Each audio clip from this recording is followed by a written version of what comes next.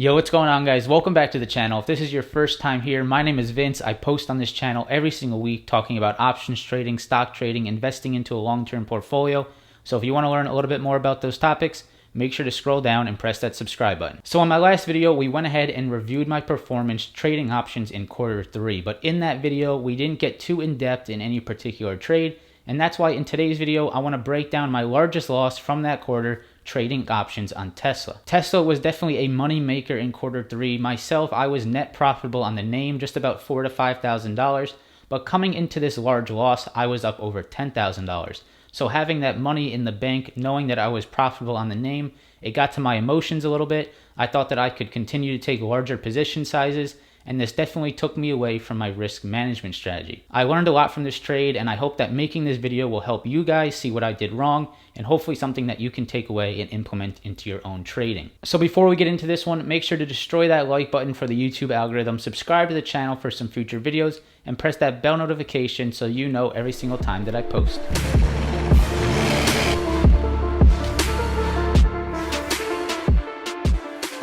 Alright guys, so what we're going to do is we're going to pull up my E-Trade. I'm going to show you guys every entry and exit that I took on this trade, and we'll also review the technicals and show you what I was looking at on this trade and how it went wrong.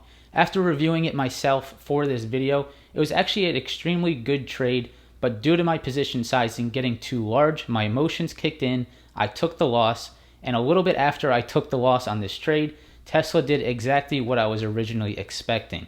So from this trade, my major takeaway is that I got too big in the position size, my emotions kicked in, and I didn't let the trade work out as I originally expected. This is something that happens quite a bit in options trading. You'll see a setup you really like, you'll do the technical analysis, but you go too large into the position, you don't let it work out because you're down a little bit too much and your emotions start kicking in, and you cut the loss and it ends up working out in the long term. So I'll show you guys this exact example on the charts. Let's go ahead and break this down. All right, so we have the broker pulled up. This is how I did on Tesla in Q3. So from July to September, up about $4,800. But what you guys can see, I filtered this by chronological order.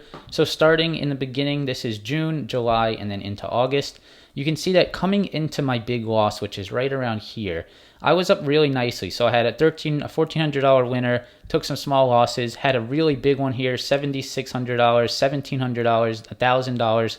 So about $9,000 to $10,000 up on Tesla coming into this big loss. So emotionally, I had a lot of money on Tesla. I was up quite a bit. And when I was playing it, I kept on saying, you know, this is house money. I can take some bigger risks because, you know, I can afford to do so. Now, this is not the best mentality to have because you, at the end of the day, you want to keep these profits. You don't want to just give them back. And my mindset during this time, I got a little excited and I definitely was taking too large of positions. And as you guys can see, I did exactly that. I gave some of these profits back. Now, in a perfect world, if I can go back and after looking at this, I should keep my position sizes the same, keep the same risk management strategy, and I probably would have came out on top much better in this month on Tesla. But looking at this, you can see we moved up a little bit, and right here is the big loss. So between the 27th and the 31st, I had a few big losses here for about $4,000, $5,000. So I gave back just about half of my profits on Tesla because I was taking large position sizes, looking for a nice swing trade. But what we'll see once we get into the technicals is that this trade would have worked out extremely well if I would have maybe had a smaller position and would have had more patience to hold it just about a week later. But due to the large position and due to the losses that were rolling in, I had to cut it off at a certain point.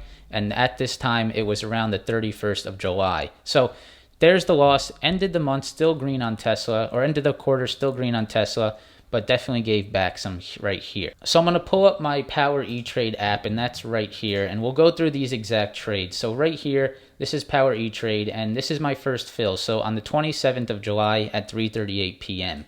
So I'll go ahead and go to the 27th of July on the chart. So on the left side here, we have the 5-minute. On the right side here, we have the daily chart. Now I'm using the daily chart so that we can get a reference of where we are in the long term when we look at the shorter time frame. So going over, the 27th is right around here. So let me move this chart over just a little bit.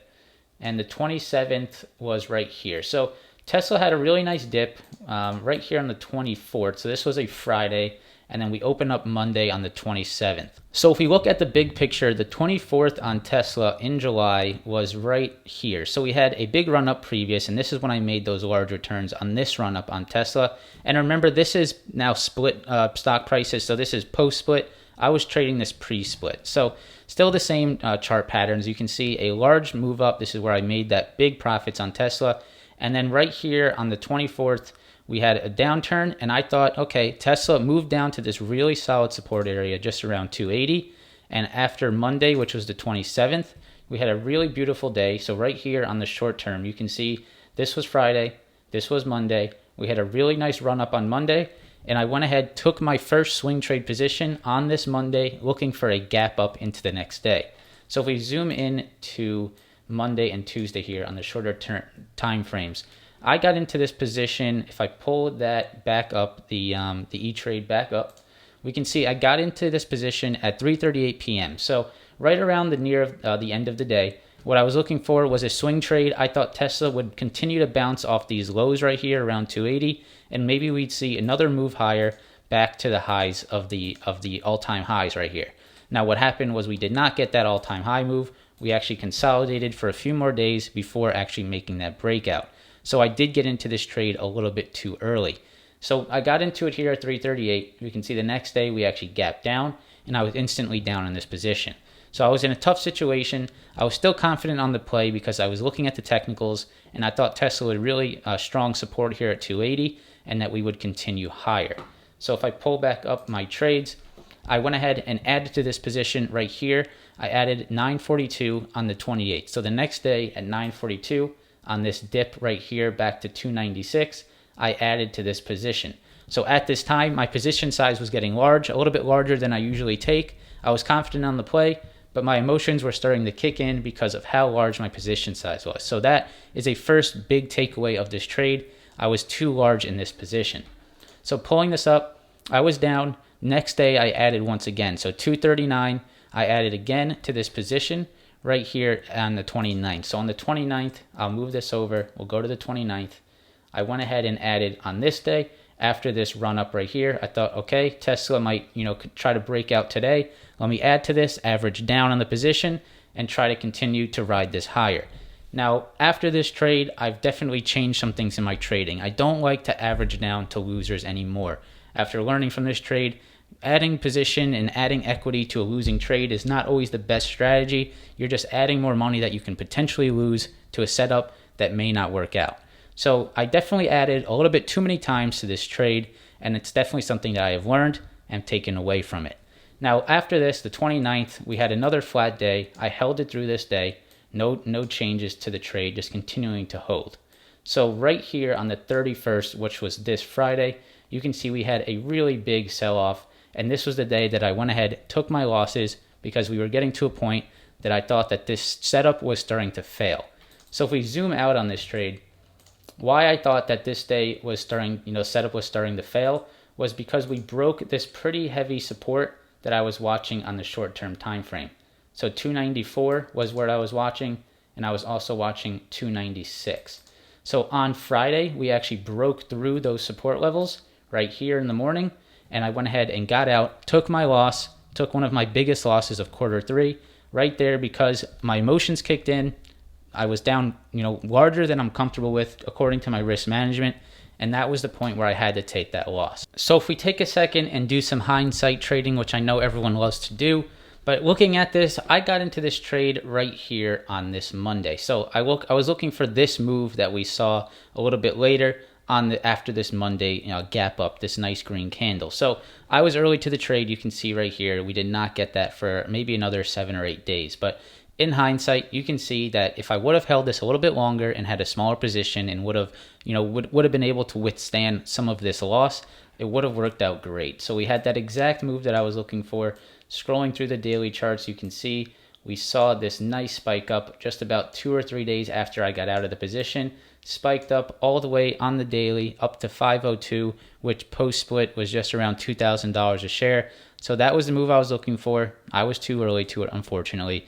but you learn from a trade like this. You learn that your position was too big, that you need to control your risk so that you can hold these trades. It was purposely going to be a swing. As you guys saw, I got a little bit later of an expiration date. So if I was going to swing it, I had to go into the trade with the mindset of holding it, but I got too large into the position, and that's what got me out of it.